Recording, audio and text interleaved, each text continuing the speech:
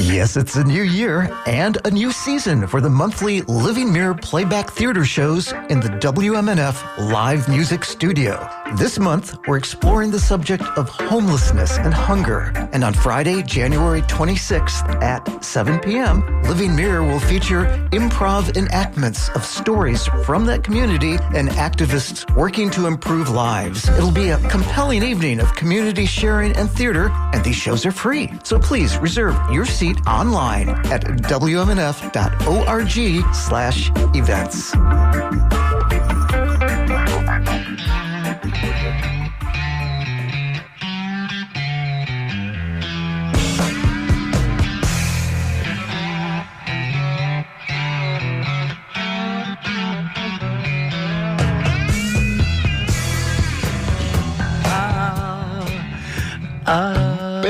That's good music. Good morning music. I get jazzed up, jacked up, jagged up a little. We have to start playing our air guitars. Of course. Hey, everybody. Welcome to this, your Friday morning edition of... The morning show. No. It's Down and Dirty.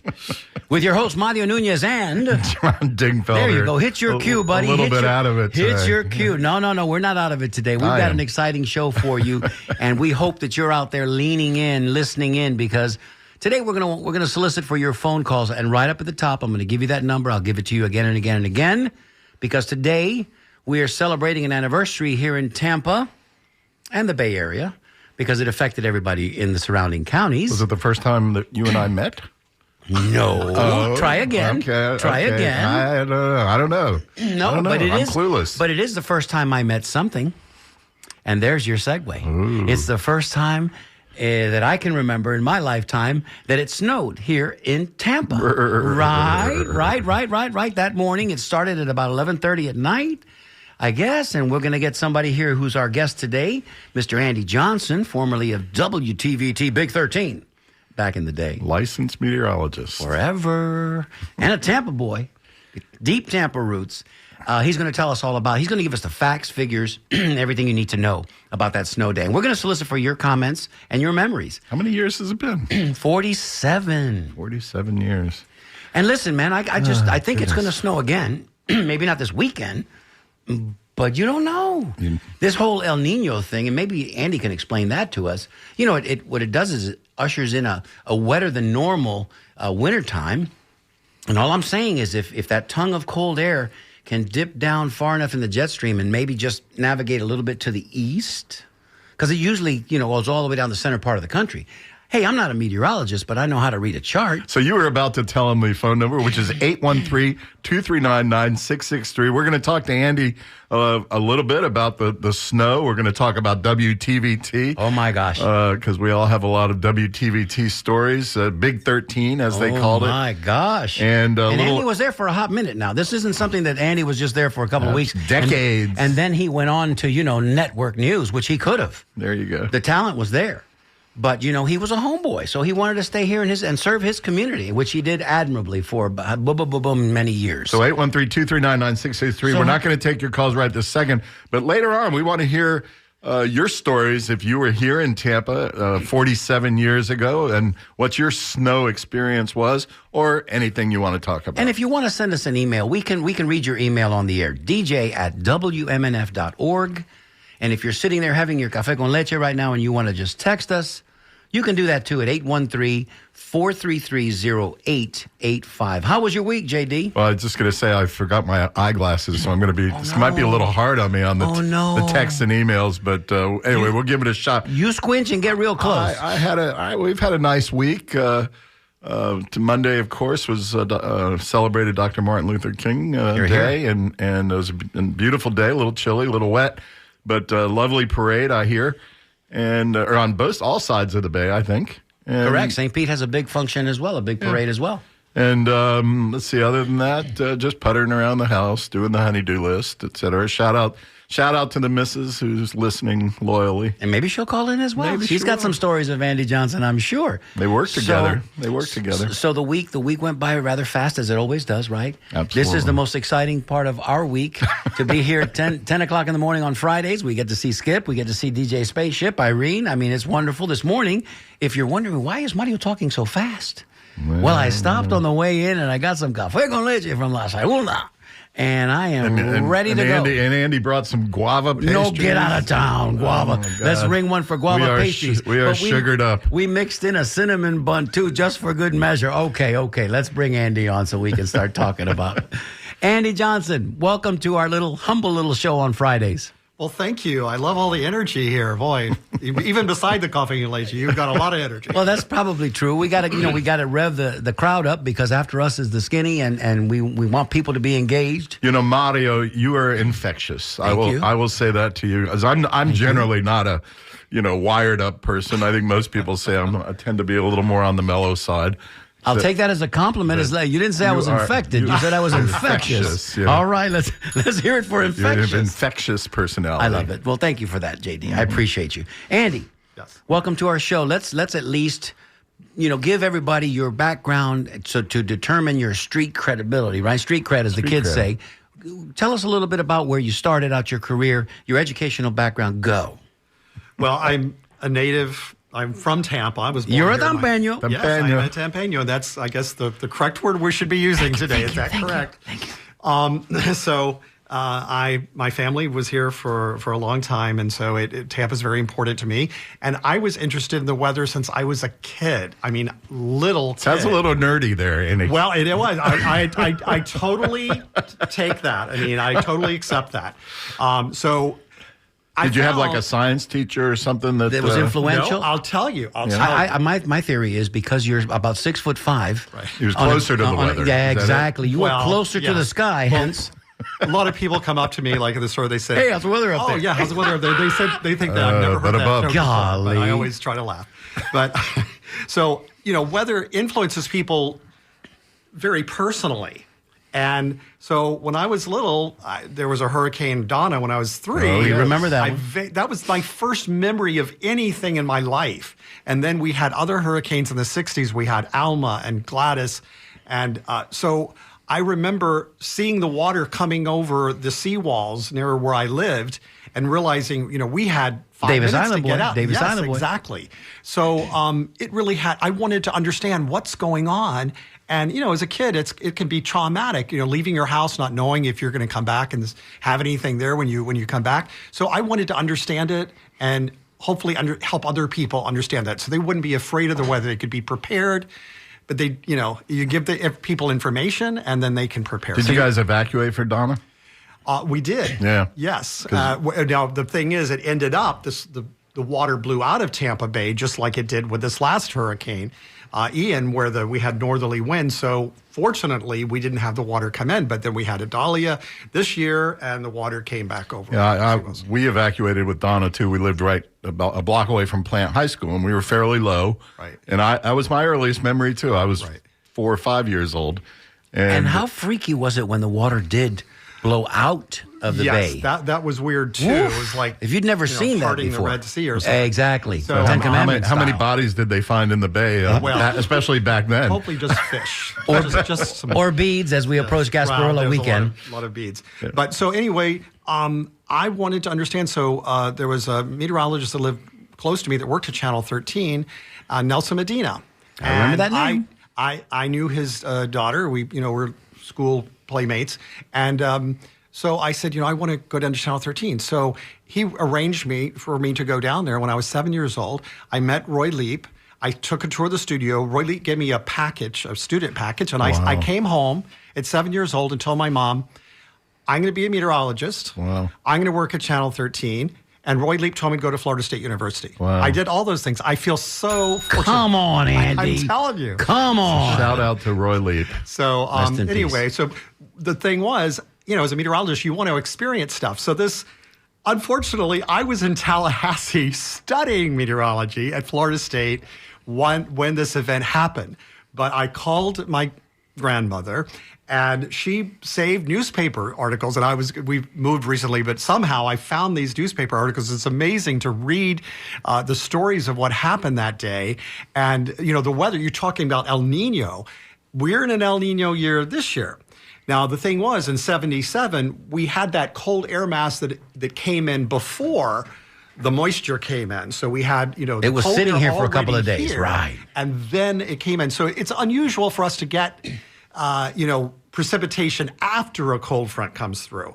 But that was the thing that was so unusual. Now, we have had... Andy, we should give a shout out to Howard Shapiro. Yes, we should. Your former cohort over at TVT, who's now in, Arizona? Maybe he's listening. In Phoenix. Maybe so. Hopefully. Can you get it? Of course, online. Yeah. Well, WMNF.org. But he forecasted the snow. He was working at Channel 3. That's pretty from his motorcycle? Well, no. That's pretty impressive. All right, Howard, we know you're right. Think about how impressive that is, how you go out on a limb to forecast snow in Tampa, Florida. But he went to school in Oswego, New York. Right. Nice. Way up there. They get a lot of snow. Like sometimes 100 inches a year. And so he said, it wasn't something unusual. He saw the parameters. He always told me about the 540 line. Look at the 540 line. And that's, this technical term, but it means it's going to snow, basically. So he said the 540 line is going to, he was telling other people that he looked at that. So he came out and forecasted, and he threw a snowball at the cameraman that morning and said, "See, I told you." I love that. I love that story. I just read it this morning that they wheeled the camera. Yes. This is the old TVT studio. Big bulky cameras. And they wheeled the camera out the back door, and he had his broadcast from out there and threw a snowball. Yes. Yeah, that was beautiful. So, and here in Tampa, just a little statistics. So we had 0.2 of an inch of snow in Tampa, which is the highest measurable snow ever. But Plant City, as you're talking about other people in our listening area, they had 2 inches of snow, which is That's crazy. Significant. That's significant. That is crazy. Sure it is. And of course, when I heard about enough to hurt the strawberries. Well, smudge pots. Yes, but actually, the ice can coat the strawberries. That's true. Yeah, we and know that. Can actually say, because a lot of the strawberry farmers spray their crops for that with very water, reason, and it keeps it 32 at 32 degrees, but not below 32. You know that. And you know that too, agriculture guy. You have an agricultural interest, which I didn't realize. But the thing was that now we have had snow before in Tampa, believe it or not. Mm-hmm. It was before I was born, way before we were born. You're a lot younger. But, okay, thank you for that, Andy. But he's it was lying. back He's lying. In back in the 1800s, 1895 and 1835. Now in 1835, there were only, there weren't that many people here. It was a little town. It was it was more like a fishing village. Yeah. Yes. Yep. And so we're not sure how accurate those reports are, but there were reports of snow. And you're reading from yellowed copies of what? The Tampa Describe Times? that for our listeners. Okay, Is that the Tribune? What do you got? I have in front of me the Tampa Tribune, Section B, dated January 20th, 1977, which was the day after the big snow. Who wrote that article? I've got to get my glasses on. Did you say Pizzo? Well, Tony Pizzo did write part of an article in here. This was actually by Ed Dietz, but there was a reference to Tony Pizzo. He said that there have been hard freezes and over the years reported traces of snow, but only 3 times now it has been like this, Pizzo said. So they quote Pizzo. Tony Pizzo is, of course, a famous person here in the Bay Area. Famous historian, sure. History. So, and he said, so great was the impact of the snowfall and hard freeze, Pizzo said, that the newspaper story carried words of encouragement for the residents. We should not be discouraged. Go to work again. We know it takes courage to face disaster on top of disaster, but the people of this country have got that courage. Pizzo quoted from the story. Wow. So, I mean, it was a big deal. Yes, it was a huge I don't know if it was quite deal. that dramatic, but there were people, sadly, someone died. It was a good Samaritan. Tell us the story. Yeah, well, 77. 77. The snow day? Yeah. The day of the snow. And that's what I remember is somebody died in that storm. Yes. So he was on the interstate through downtown Tampa, right above Florida Avenue. He got out to try to be a good Samaritan, and he slipped on the ice and fell 30 feet. Tragically. And, there were 79 people that were hurt that day in different injuries. There were accidents. The Davis Island Bridge going to a tropical island lined with palm trees was closed due to snow and ice. Which would have closed the hospital from access. Yes. with those 79 casualties. Right. So that's a little scary. It is. Yeah. Yes. And then the Howard Franklin Bridge was closed. Surprisingly, the Courtney Campbell and Gandy Bridge Skyway was closed. We had no idea because really and truthfully, we had no experience. So as a result, and this I learned later when I lived in Texas for 15 years, it's the overpasses that become treacherous because you've got the cold air beneath it, the cold air above it, and any precipitation on it will freeze. And then once it freezes, you always hear stories about black ice. Well, you don't notice it. And then, of course, we're driving here like maniacs, and we don't realize. And all of a sudden, knows how to drive. Your car spins out of control, and then you don't know how to correct that. Right. So I can remember being outside that day, and it was a great story.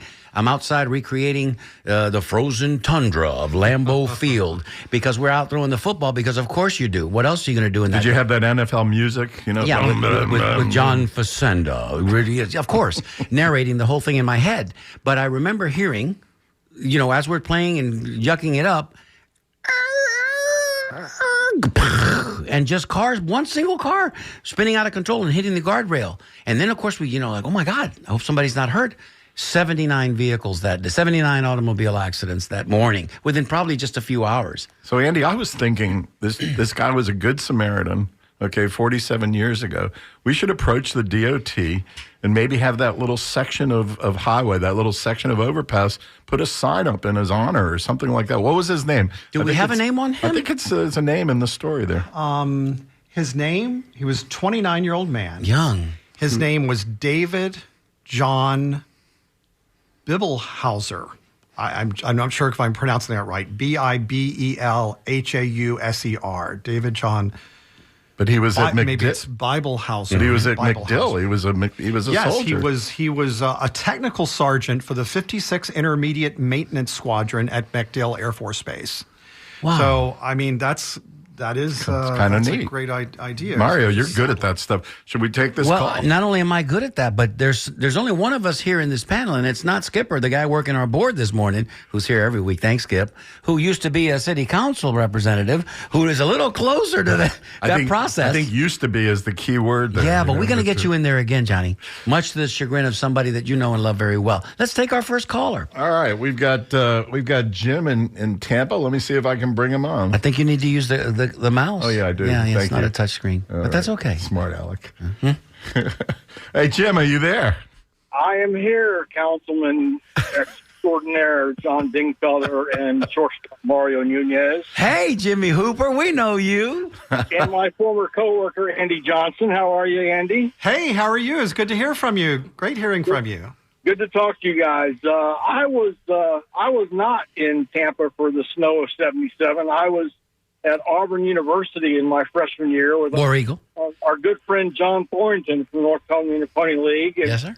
We had 4 inches of snow on the ground. Wow. At our fraternity house, and we called home and said, "Hey, it's snowing here in Auburn. We've got 4 inches of snow." They said, "Big deal. We got snow in Tampa." In Tampa, they called it the blizzard of '77, I think. Car and drive down here. Of course, it would have melted by the time we made it down here. But I've seen all the stories and read all the reports and seen the pictures of this famous day in 1977.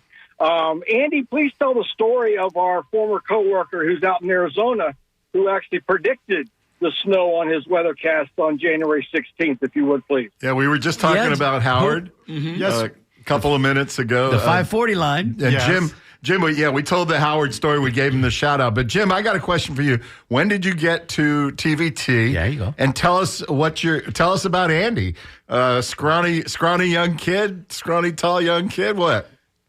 Well, I was at TVT in January of 1985. There you go. I came over to the news department as a tape editor from Channel 8.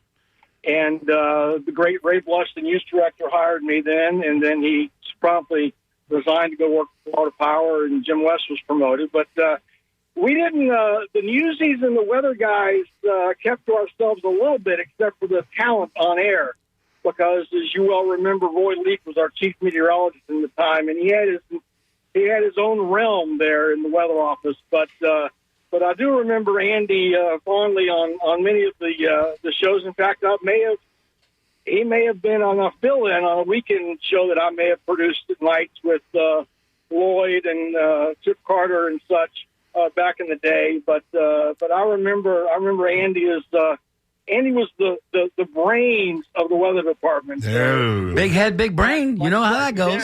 So you also worked, or at least are good friends with my wife, Lynn Marvin Dingfelder. Yes. Everybody back then knew her as Lynn Marvin, the founder of Marvin's Gardens. There you go. Right. Yeah, Lynn Marvin Dingfelder was a reporter when I was a tape editor there from 85 or 84, 85. And then I took a hiatus out to Los Angeles at her behest and another person's behest in the newsroom. And then I came back to Big 13, 1987, I believe, and worked my way up to producing the morning show. Back in 88, 89, you want to remember how long the morning show was of those days, guys? 29 minutes. Andy? Well, we had what you had cut-ins in the CBS morning news from like 7:25 and 8:25, and you had the morning show. What was it from 6 to 7? 6:30 to 7 when we started. Okay, 6:30. Yeah, I was okay. the producer with 6:30 to 7. It was Kelly Ring, a stockbroker by the name of Randy Wilburn, and Howard Shapiro was my on-air talent, and then Sharon Taylor was my tape editor, and a fellow by the name of Mark Rosenfeld, it was my assignment editor, Sharon Taylor of 970 WFLA fame later. And then Mark Rosie was my tape editor. And we put that show together. It was a 15-minute wheel. And Ernie Lee. 6 hours. Yeah, was Ernie still there? Ernie was doing his thing on tape. Oh, okay. Okay, by that time. I'll tell you a funny story about Quickly. We got callers today, Jim. Real quick. He would do a story on tape, and we would play the tape on when Mark was editing the show. And one time the producer gave the tape operator the wrong tape, and there was a July show playing in the middle of Christmas. And we were kind of surprised at that kind of a thing. Ernie Jim, we appreciate the call. We appreciate your friendship and your history with Tampa, and Andy's sending his best. Have a great show, and I'm out running around. Thanks, Hoop. Thank you so much. Thank you so much for calling, buddy. We appreciate you. That's the great Jim Hooper. So I didn't ask him, but he's listening still on the radio. Hoop, you must have been there at Auburn when our friend Tim Hunt was there as well. I'm guessing you might have been. Should we go to another caller right quick? Up to you. Let's do that. All yeah, right. let's do Let's that. see. Next in line, we've got Stanley from Tampa. Hold on. Are you there? Hi. This is Stanley from Tampa. Enjoy talking to you guys, and love Channel 13, especially back when it was a CBS affiliate. Back in the day. Right now. And I was in high school, Chamberlain High School, and remember getting up early that morning, watching the snowfall. I lived out in Carrollwood area at the time, and of course schools were canceled, but my brother was giving me a ride to school, and at Armenia Boulevard, he spun the car around, and there wasn't an overpass. It was just it had iced up on the curve. And one of my cousins was a Hillsborough County sheriff officer, and he said he even spun his cruiser out on I-4. So we didn't know how to handle that, Stanley. That was completely foreign to us, but it was sure a lot of fun if you didn't have to be driving in it. And just a quick side note, my grandfather on my dad's side, he was alive in Tampa back in the 1895 snow. So really? That's such a great story. He remembers the 1895 snow? And what was your great-grandfather's name? It was Charles O'Neill. Here we go. We're gonna ring a bell for Charles O'Neill. Stanley, thanks for calling. Thanks for calling and sharing your memory. That's so good. Thank you, sir. Thank you for the You bet. That was listen. I know people remembers the content. The it had a profound effect on us. Not least of which. So here's my story. I was up in Gainesville, matriculating or whatever I was doing in Gainesville at the time. A lot of matriculation going on in Gainesville, apparently. 1977. Let's see. I was a junior, and we got a little less snow, I think, than Tampa. We had sort of a dusting up there, and I think you said the same thing in Tallahassee, right? Which Andy? was almost like lake effect snow in Tampa. Oh, Is the yeah. similar kind of- We had the big flakes, right? You were further away from the water up in Gainesville, and I was in Tallahassee, and that's why we didn't get as much snow. It was the moisture from the Gulf. Beautiful. But I've lived in Tally, and I did many years in Gainesville. Oh my God, it's cold up there. I mean, people in Tampa are going to. People in Tampa, especially Northerners, are going to say no. But it is cold. You get up for an 8 o'clock class, and walk out your door, and I lived right there by Shands Hospital, which was for some reason extra cold. I don't know. It was windy, but my goodness, that was cold. But yeah, I remember a little dusting, and then I remember hearing that Tampa got snow, and I called my dad. And he was all excited because he was here in Tampa. Cy knew how to handle that. He was an Eagle Scout. Yep. He knew how to burrow in and do whatever needed to be done. Listen, we've got callers, and it's great, and we want to encourage you to call if you're close by your phone, and we know you have it right there. 813-239-9663. Give us a call. Andy, on the other side, on the back side of this next caller, explain to us the meteorological phenomenon that needs to take place now with all of the radiational heating that we have, with the buildings, with the concrete that's been poured since then, with the people that are inhaling and exhaling by the billions that live here now. What's it going to take for us to see snow again? Let's take the next caller. So we got Dennis, who must be listening to us on the computer. Where's Dennis? He's in Louisiana. Louisiana, where the alligators grow so mean? Dennis, are you still there? Poke salad Andy. I'm here. Hey, right. Dennis. He's a native of Tampa. Go ahead, Dennis.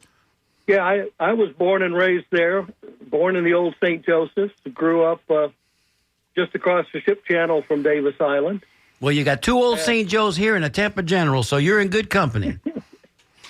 And I was a newly married man, just graduated from college, and we were living in apartments north of 60 in Brandon. Wow.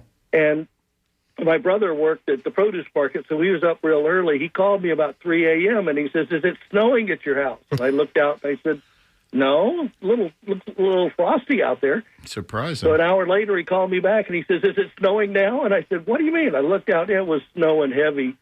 Yeah, you got that Plant City snow halfway out there in Brandon, yeah. And so the wife and I got all dressed up, and we went out. There was a church behind us, and behind the church was a big cemetery. And the nice snow on the big empty lot behind the church. And all of a sudden, more and more people started coming out the apartments. So we ended up with most of the apartment dwellers out in the middle of the cemetery having a snowball fight. Beautiful. Beautiful. Stuck to the top of the tombstones real well, and you could grab it up, make a ball, and throw it quick. Dennis, listen, how's the reception up there in Louisiana? I know we got a tall antenna, but I don't know that it gets all the way up there. How are you listening to us? I'm listening on the computer. There you go. WMNF.org. WMNF.org. Dennis, thank you so much for sharing your memory. We really appreciate you listening and calling in today. Well, I appreciate it. I love your show. Thank you, my brother. I appreciate you. So I'm just going to say it. It has a visceral effect. I mean, people, that when they think about these days, it's an indelible mark. It's almost like it's the opposite side of the spectrum. You knew where you were when JFK was assassinated, on the sad side of the spectrum, but on the happy and frivolous and fun side, it's the day that it snowed in Tampa. And everybody's got, if you were here, you have a memory. All right, Andy, we have another Andy who's been waiting patiently 8 minutes. So let's take him, and then we'll jump back to our Andy. Andy in Tampa, you're on the air. Hey, how you doing? It's Andy Hughes. That sure is. Andy. Talk about historians. This is Andy Squared today. Go ahead, Andy. What you got? Well, you know what? I wasn't here in Tampa at that time. I was a kid in Chicago. But the weather, of course, in 77, 78 was, record winters across the country. And I think it had a profound effect on Tampa Bay area because, like, my parents, I don't think they ever thought of relocating until 1977. And at that point, we flew down. I think in 77, 78, we visited relatives who were living in St. Petersburg, and it was like paradise. I mean, we were swimming in the swimming pool, and my parents were just, enchanted immediately. And we moved down here in 1979 to Clearwater. So I think the effects of it on the Tampa Bay area is huge. I know we got a big bump, of people coming in because of that. Interesting. And if you want to see what it was like, and how Florida got its hooks in people, there's a YouTube ad that you can see. It's called "When You've Got It Bad, We've Got It Good," and it's it's a kind of move or visit Florida type of thing, and it's awesome because it shows just how disastrous it was up north, and how beautiful everything appeared in Florida, even though we had our slippery days down here too. Andy, So anyway. you just reminded me, Andy, that in the winter of '77, my mother was up in New Jersey, and they had gone away for a few weeks, I think, to Arizona, and when they came back, they had found that their pipes had all frozen, and the house was so flooded that there was 8 feet of water in the basement. And the fire department was there pumping out the water. I wasn't there to help because I was in Gainesville. But from that point on, my mother sold the house, and they moved to Arizona. They didn't move to Florida right away. They moved to Arizona. They moved to Florida 20 years after that. But anyway, you're absolutely right. I bet there was a big attrition from the north. Oh, definitely. And that ad, I think, really brings it home. It's a lot of fun because I just remember as a kid being up there, and it was just, we were buried in snow. Yeah. Andy, my brother, thank you so much for your call today. I don't have to tell everybody about you because, but I will anyway. Andy is an author and a historian. And look him up. It's Huse, Huse. He's a USF Special Collections. Special Collections and just an all-around great guy. So, listen, thank you for listening. I'm so grateful Thank you. Enjoying the show, guys. Thank you, my brother. Thanks for calling. So let's go back to our Andy here in the studio. And, Andy, tell us again, or tell me, as I pose the question to you, what's it going to take going forward with all the climatic changes globally, but also our own area, which is now seeing unprecedented growth, and I don't care for it too much. Strange storms. Yes. Well, just aside from those other issues, it's a rare event at our latitude. Just looking at this, these dates, we had the caller the lady that called in that was talking about the 1895 snow.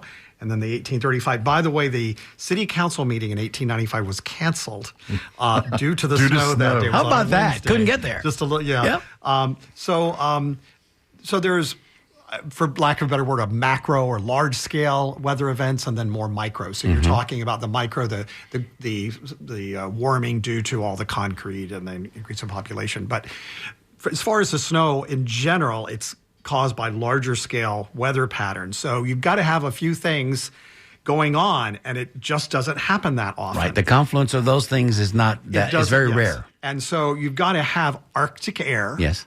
And then you've got, after the Arctic, most of the time, when you're here, we get a really bad cold spell, it's clear outside. Yes. And it's Florida State Fair weather. Yes. But then it's very rare. You have to get something in the upper atmosphere to come across the Gulf of Mexico and pick that moisture up. Mm-hmm. Usually the jet stream is further north, but El Nino, the jet stream splits into two sections. So you have a northern section, a northern branch, and a southern branch. So usually that's the other ingredient. You've got to have the cold Arctic air already in place. Then you've got to have the El Nino in place, plus this other. God, I wish we need to call Howard Shapiro and you guys can nerd out together on this. Beautiful. But Andy, I do have a question relevant to this weekend. We're going to have some cold weather coming in this weekend. The whole state of Florida. Are we going to get snow anywhere in the state of Florida this weekend? Well, you can be here. Flurries in the Panhandle. Not in Tampa. Flurries in the Panhandle. I'm going to say flurries in the Panhandle. Maybe there's a slight chance in the Panhandle. Pensacola. The models are wavering on that. Little vacillation. Yes. And, you're talking about the different, what's going on in different universities. Remember in 1977, there was a certain activity that was going on called streaking. Oh, yeah. At USF, while we were, at other college towns, they were streaking at USF. Come on now. In the snow? Yes. They were streaking in the snow. I was reading this article, USF streakers greet the snow. So, I got to say it. Listen, if you're just joining us right now, you're listening to WMNF Radio, 88.5 right here in the Tampa Bay area. And we are talking to Andy Johnson. We're commemorating and remembering with fond remembrance the day that it snowed in Tampa. And Andy, just for the record, as a matter of housekeeping here, you have now brought us more phone callers than we have ever had on this show. And we have had some shows recently with a lot of callers, but this is one that has struck a good nerve as it is, and we'd like to honor all of our callers today. We don't want to miss anybody, and I'm sure we've got some emails too, but Big John doesn't have his glasses today, so he's struggling to see the emails. But we maybe we'll just go to another caller because listen, they're stacked. They're stacked and racked right now. God. I feel like an air traffic controller. We're stacking and racking. Let's go. We got to get them in. So, all right. So I do have. Go start with the longest, the one that's been waiting the longest. I've got Larry, Miami Beach, perhaps. What? He says, love the snow, love Latin jazz, love WMNF, all of you. Miami Beach, Chicago, that day in '77 was so much. Frío. Hace mucho frío. Snowflakes Bastante frío. Snowflakes at my swimming pool, the Surfcomer Hotel. Anyway, we appreciate the email from Larry in Miami. Larry. And let me take the caller who's been waiting the longest, Donna from Bradenton. Bradenton's in the house. Hold on. Donna, are you there? Thanks for waiting. Hey, I am here. How are you guys? We're good. We're good. Where were you in '77, Donna? Well, I was on the southeast coast. I was in between Fort Lauderdale and Miami. Yeah. And we didn't get anything near what you guys got here now. But I remember I was going out on a job interview. It was like 8 a.m, and we got a dusting. Nice. That's all it was. But it was, I remember going to this great big giant, 6-7-story building for this job interview. And every single person in the whole building, all floors, just left their position, walked outside to see the snow. Now, were you wearing a fur coat or something to address this maybe flip-flops? This cold weather? No fur coat. I was dressed warm, because it had been cold, but no flip-flops either. But yeah, we're all just standing out there with our arms out and catching snowflakes in your mouth like you do. Like you do, as one does. Nice memories, Donna. We appreciate the call. Thank you. Thank you guys, too. Keep listening. We're here every Friday from 10 to 11. Thank you, Donna. Donna was, talking about that, even though they didn't get as much, but they got snow. That's the story, that Miami Beach got snow for the first time ever. As far as we know, that's the only time they've ever had it. The farthest south any place in the United States has ever gotten snow. Not Key West, though, right? They didn't get in Key West. They got down to 40 degrees. Which is amazing unto itself. Yeah, let's go to another caller. Right. This is fabulous. Kurt from St. Petersburg, you are with us. Hey, good morning. Good morning, Kurt. Kurt, what's up?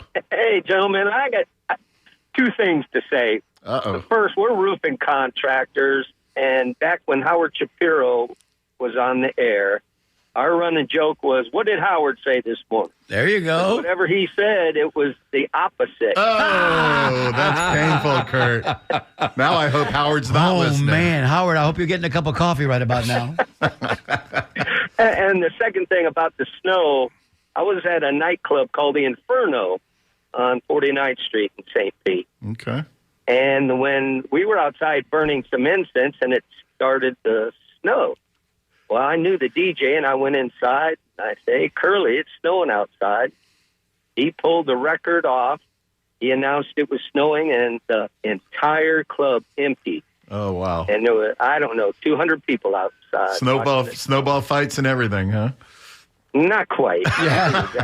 It was such, it's almost as it's War of the Worlds type stuff. When the spaceships start coming down, you got to go outside, you got to look, you got to see it, because it's just, you don't see that every day. Andy, would St. Pete logically have gotten less than Tampa? The water? Well, you'd think so, but actually in lake this situation, it was kind of lake closer effect to the water. snow, so it's Buffalo, New York for the moment. Yeah, and like you said, we got less in Gainesville and Tallahassee. We were way from the water, but no close moisture. to the water. Yeah. So, Kurt, at some point I want to hear more about that incense. But in the meantime, thank you, Kurt. We appreciate the call, buddy. One more thing, John. Didn't you play music in the 80s? Or am I getting you confused? No, I did not. But I love to sing, and anytime you need me to come sing, I'll be glad to be there. And John, for the record, is excellent playing the radio. I'm just saying that's what he plays, the radio. Thank you, Kurt. Thanks, you so much. We appreciate you listening. Keep up the good work. We appreciate you. Thanks for listening in St. Pete. So I think that, and is it fair to say and suffice to say that that's when we first heard the expression "Don't eat the yellow snow"?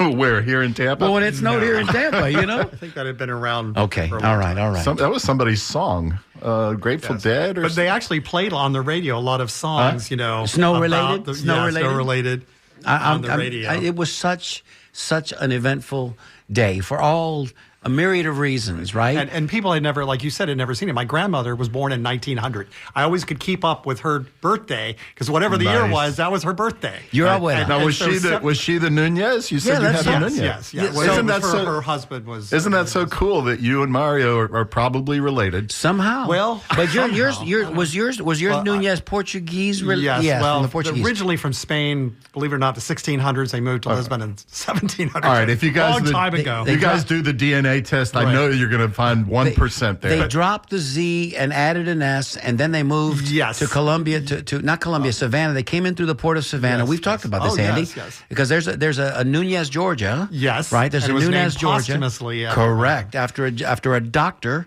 who came in and was solicited to come to this mill town because they had probably... It was a malaria epidemic. There you go. I love the fact that up by Tallahassee, there's a Havana, Florida. But they call it Havana, I think, or something like that. But the thing about my grandmother, what I want to say was, this was the first time in her life, you know, and so there's a lot of other people, the same experience, you know, that they had never.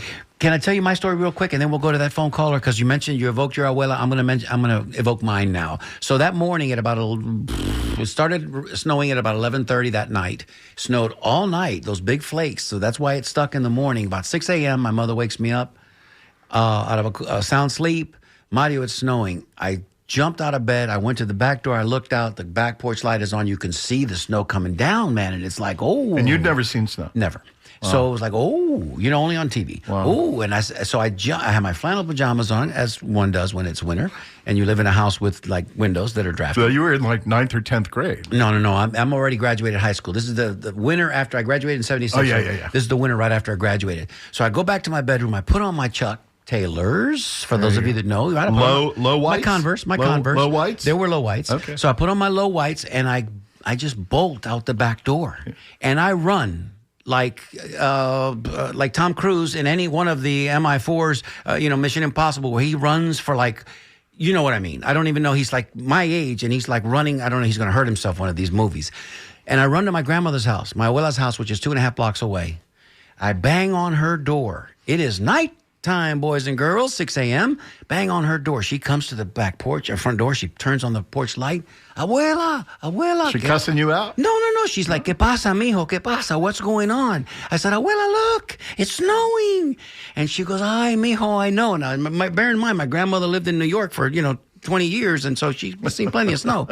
But then after that excitement wore off, and I give her a hug, and I said, we looked at the snow together, I realized, oh my God, I am in my flannel pajamas.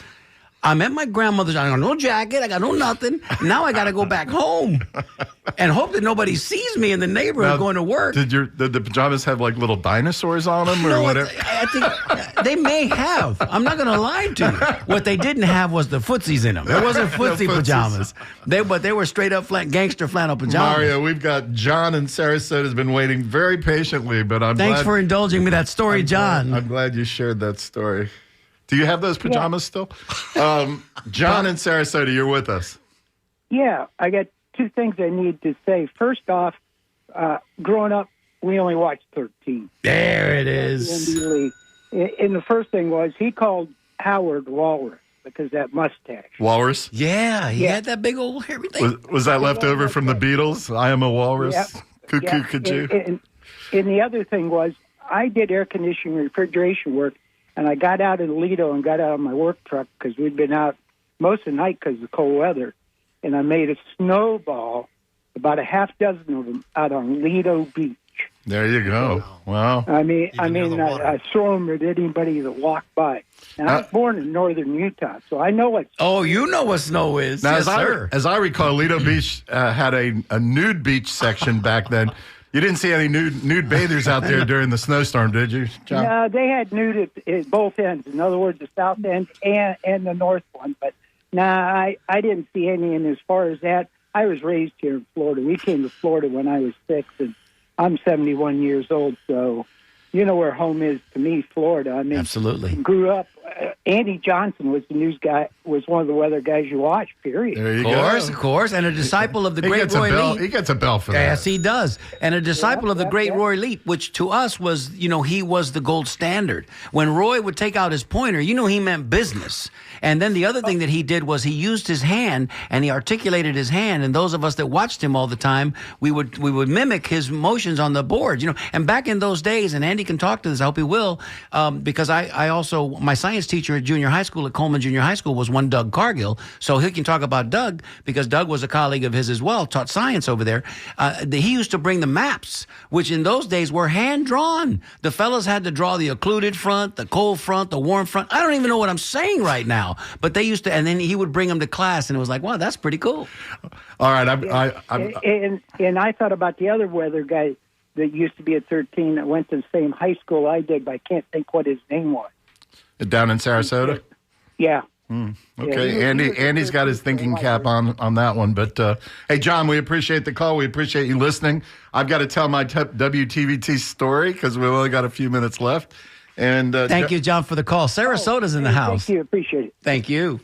All right. So people have been begging me for the story. Give it. Begging, Give it to us. So, Andy, I don't know if you've heard this one. Your cohort, the other Andy, who? The other Andy at Hardy. TVT, Andy Hardy. Hey. Competition with the name Andy, right? He was there before I was. Yeah, so back in the 60s, like I said, we lived over there on Barcelona, right next to Plant High School, and our neighbors were the Hardy family, which was Andy Hardy's older brother, Tom, and his family, and we were the kids, Tom's kids, we were all kids together and this and that, running around the neighborhood. Anyway, Tom told my dad, Simon, that his younger brother, Andy, was graduating from college up in Pennsylvania, and he loved sports and was looking for a job as a sportscaster. Just happened to tell him that over barbecue or whatever. My dad was kind of a downtown guy, and he was in Rotary Club with some of the WTVT executives because WTVT always had a representative at the downtown Rotary Club. And one of them said, you know what, let's get him an interview with Salty Saul. And so there you go. My dad indirectly brought Andy Hardy to Tampa, Florida. Nice. And Andy had a 30-year run. He was there for a long until time. Until he got sick, Yeah, really. he got sick And we loved him. And Andy was, him and Manuel Biro is what gave us Salud and Happy Days, to which we, this person in particular, me, have revised that phrasing and that saying because, if you want to figure out if somebody's really from Tampa and if they're really a Tampeño, you want to check their card and punch that ticket. There's a couple of ways you can do it. You can ask them where Hutto's Corner was, and you can tell them, it was on North Boulevard, and if they don't say Buffalo Avenue, right away they ain't from Tampa. And the other thing you can do is you can mention Salud, and if they say Happy Days, you go, oh man, Valencia Gardens. This is your test. These are our tests, and there are several others, but those two come to mind. I have to tell my wife, Lynn Marvin, Dingfelder's funny story about Andy Hardy, and maybe you'll appreciate this, Andy Johnson. But so Andy Hardy apparently did a little bit of gambling in his days, and since he was associated with sports, it was Highlight, the dogs, the ponies. And so Lynn tells the story basically that on occasion there were these seedy characters who would come in the back door and like in trench coats or something or other, and they'd be hanging around Andy's office. And I think the news director after a while was like, who are those guys? Turned out they were bookies. They're making book. They were bookies, so they were hanging out with Andy Hardy. But we loved Andy Hardy. He was a great guy and a real icon in our community. So can I mention another person that was with WTVT? I know it's snow day today, but since we're off that track on WTVT, another gentleman who had an impact on my life from, say, 9 years old to 12 years old because he was my Little League manager and such a great guy. I believe he's passed now, so, but he wrote me a letter many, many years after I was, in his charge as a little leaguer. Bob Fowler Robert Fowler. He was in the sales department at WTVT, big fella. And his sons Doug and Randy, I played on the same team with them at Tampa Bay Little League. But he made it possible for us, the baseball team, to go into WTVT studios and watch a replay of the 1971 All-Star game, because back then it was on 16-millimeter film, and in the big conference room, it was the coolest thing ever. And Andy Hardy came walking by, and it was like I was looking for Shock Armstrong around the corner because I knew he was there somewhere. Could you guys indulge me? We've got a wet call from West Virginia. Get out of town. Yeah, West Virginia's in West Virginia. Come on. Oh, shoot. Call back West Virginia. I dropped you by accident. West Virginia. Please, call back in West Virginia. Please call back, because somebody hit the wrong button. We won't name names or point fingers, but he's sitting to my right, and his initials are JD. I'm going to be in a lot of trouble. So call back West Virginia. But do it real quick, because we only got 3 or 4 minutes left. We got about 5. But Andy, tell us going forward. What have you been up to? What are you doing now? Because I know the story, but you still have a little. Do you do some consulting on the meteorology side? Right. So for many years, I forecasted the weather. And now what I do is I look back in time and do what's called forensic meteorological consulting. That's a thing? Very few people do it. It's kind of like a CSI thing. But Come on. This bell is getting a workout today. Sounds like testimony in court sometimes. Yes, sometimes. And, preparing, combining the two fields of meteorology and the legal aspects of it. Well, the interesting thing is in the article, it says Howard, that his testimony, I think, was related to the Sunshine Skyway crash. Disaster. Yes. So that was some friends. I think I've got Sadie in West Virginia. Sadie, you're on the air. Hey, hi. Hi. Good morning. How's West Virginia today? Do we know Sadie? Yes, I am John's daughter. Hi, sweetheart. This was a plant, Johnny. You told her to call. Thank you for calling, sweetheart. Of course. Is it perhaps cold and snowing in West Virginia? Yes, I'm looking at several inches of snow accumulation on my porch. But the quick story I wanted to tell you guys was that I grew up, as you know, as one of you knows, I grew up in Florida, and I had seen snow, before we moved to New Jersey, but I'd never seen it we lived in New Jersey, and I'd only really seen snow crusted on the ground. I didn't have a memory of snow falling from the sky. And so when I went to Massachusetts to college, I believed that snowflakes were pretty big, the size of a quarter at least, or maybe a coaster. That's so funny. And you quickly found out they fit on your tongue. Yeah, well, the first time I saw snow come down from the sky, in quantity, I was just I guess they break up on the way down. Hey, Sadie, you were out in western Massachusetts. They get a lot of snow out there. And I'm going to out you, Sadie. I'm going to out you, Sadie, because Snow and Sadie. Because at your woman's college, I know that you and your little girlfriends used to go out there and play in the snow naked.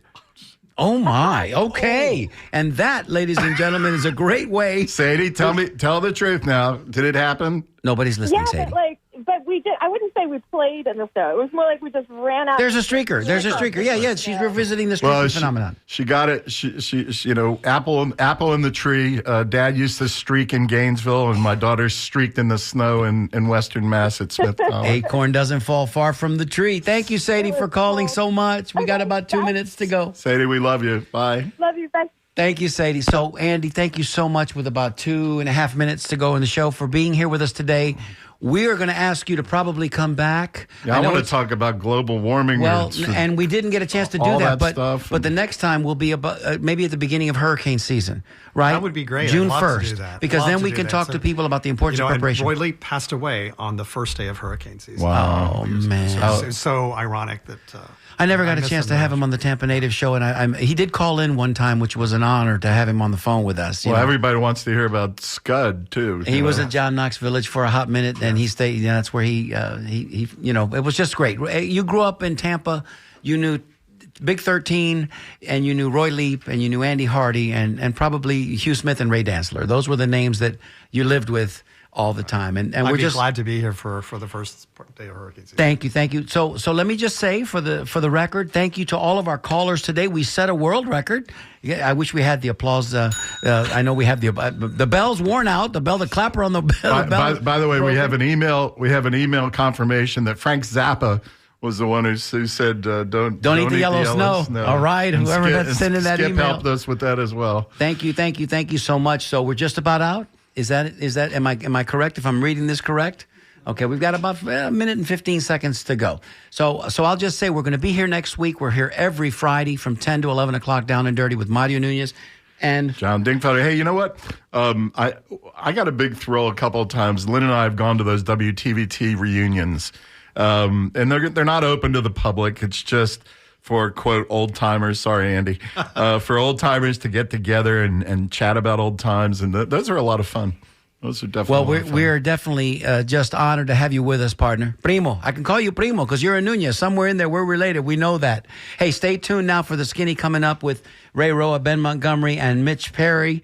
This has been Down and Dirty. Thank you to Skip for doing the board today. Thank you to Irene. Check the skies today, see if it's going to snow. Have a safe and happy Gasparilla, everybody. Thanks for listening.